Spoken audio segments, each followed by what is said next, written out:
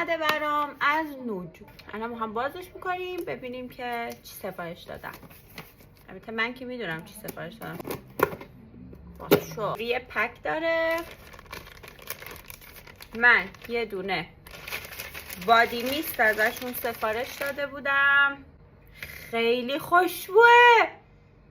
وای مگه میشه؟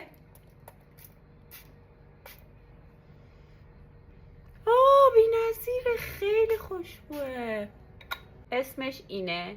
خیلی خوشبوه. اگه بوهای گلی دوست دارین بخرین، اصلا مناسب تابستونه. ژل ابروشه. باز کنم. این صورتی و گوگله چقدر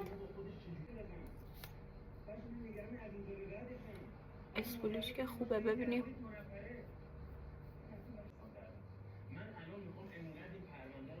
من ازش راضیم. بعد خیلی هم از توش مواد نمیاد که هی بخوای پاکش کنی. حس سنگینی و اینا هم الان نداره. از تو سایتشون ثبت کردم. عنوانش هم بود لیفت ابرو. قربون نگاهت که دیدی. لایک و سابسکرایب یادت نره. کلی با هم آنباکس میکنیم.